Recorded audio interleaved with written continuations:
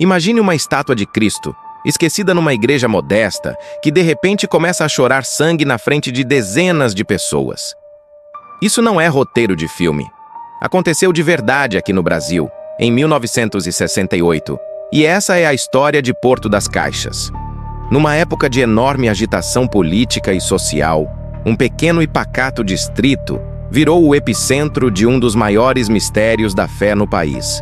Um evento que arrastou multidões, desafiou a ciência e cuja força ecoa até hoje. Vamos investigar o dia em que o sagrado e o inexplicável se encontraram, deixando no ar uma pergunta que atravessa décadas. Foi um milagre ou um fenômeno que a gente ainda não consegue explicar? Na noite de 26 de janeiro de 1968, o impensável aconteceu numa pequena igreja em Itaboraí, a 60 quilômetros do Rio. A imagem do Cristo crucificado começou a verter um líquido vermelho. Diante de fiéis, esse líquido escorreu pela face e corpo de uma escultura com séculos de história, dando início a uma onda de fervor que mudaria para sempre a vida daquele lugar. O material foi recolhido, levado para a análise e o laudo foi direto. Era sangue. Mas a pergunta que ninguém conseguiu responder foi: de onde ele veio? Como aquilo era possível? Para a gente ter uma ideia do tamanho do que aconteceu, vamos voltar no tempo e conhecer o lugar. Em 1968, Porto das Caixas era um distrito de Itaboraí, um lugar tranquilo, quase esquecido no mapa.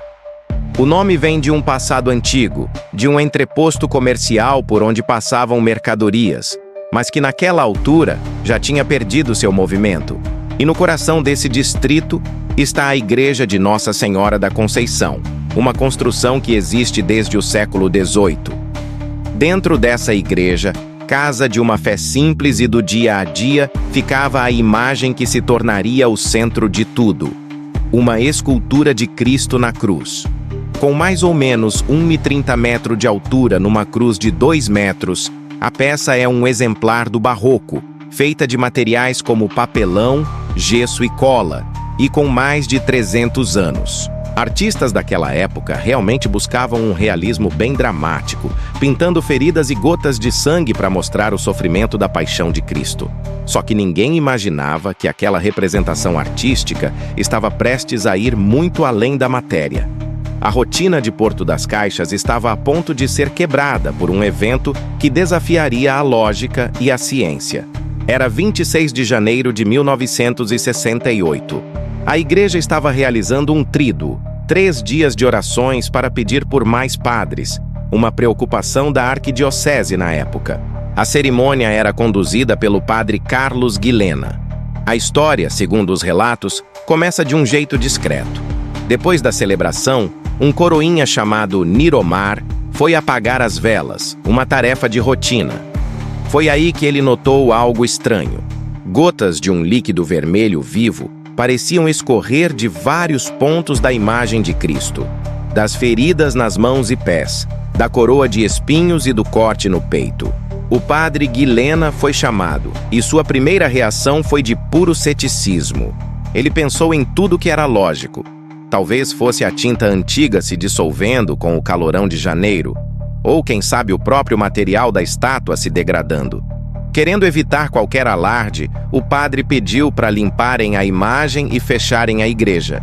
Mas o fenômeno não parou. Durante a missa seguinte, com cerca de 40 fiéis presentes, tudo aconteceu de novo, só que dessa vez não dava para negar. Testemunhas contaram ter visto o mesmo líquido vermelho escorrer, agora da boca e de um dos joelhos da imagem. A comoção foi imediata. O que era a suspeita de um coroinha virou um evento público. O burburinho se transformou num clamor, e a notícia se espalhou como fogo em palha. Porto das Caixas nunca mais seria a mesma. Com a notícia correndo solta e a agitação dos fiéis só aumentando, a coisa precisava ser levada a sério. Não dava mais para dizer que era só tinta derretida. Amostras daquele líquido vermelho foram cuidadosamente coletadas e mandadas para análise em laboratório. Esse foi o ponto de virada da história. O laudo, assinado pelo farmacêutico bioquímico Dr. Enéas Heringer, trouxe um resultado chocante. A conclusão era clara. As pesquisas mostraram que se tratava realmente de sangue. Só que o laudo terminava com uma frase que só aprofundava o mistério, afirmando que a origem e a espécie fogem à nossa responsabilidade técnica. Ou seja, a ciência podia dizer o que era sangue, mas não sabia dizer de onde veio, ou se era de origem humana ou animal. Para os devotos, essa ressalva era a própria assinatura de um milagre. Para os céticos, um prato cheio para especulações. Aquele laudo se tornou a prova material do fenômeno. O documento foi emoldurado e até hoje fica exposto na sacristia da igreja, um testemunho silencioso para quem visita o lugar. A partir dali, não era mais só uma questão de acreditar. Havia uma evidência física, um fato científico que ancorava o extraordinário na realidade, e isso alimentou a devoção por décadas. Com a confirmação de que era sangue, a notícia explodiu. Jornais e revistas do Brasil e do mundo estamparam manchetes sobre o Cristo de Itaboraí.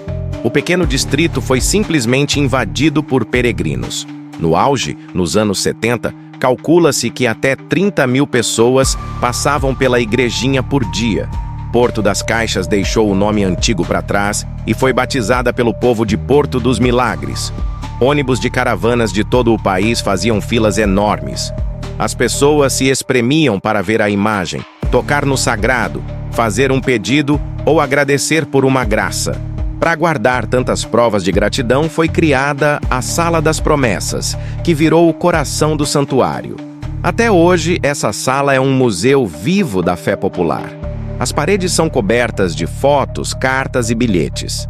Nas prateleiras se espalham incontáveis exvotos, que são objetos deixados como prova de um milagre.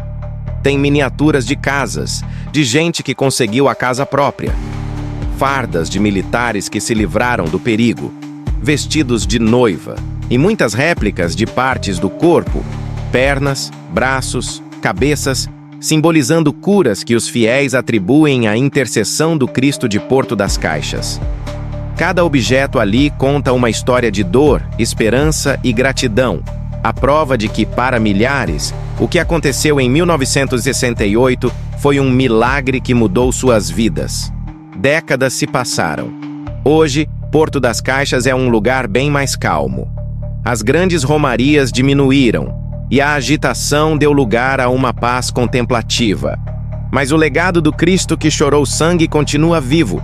Em 2018, nos 50 anos do fenômeno, a igreja foi elevada oficialmente à categoria de Santuário Arquidiocesano de Jesus Crucificado. A posição oficial da Igreja Católica sempre foi de cautela, o que é padrão nesses casos. A igreja trata o caso como um fenômeno e apoia a devoção, mas nunca declarou formalmente que foi um milagre. Essa diferença é importante.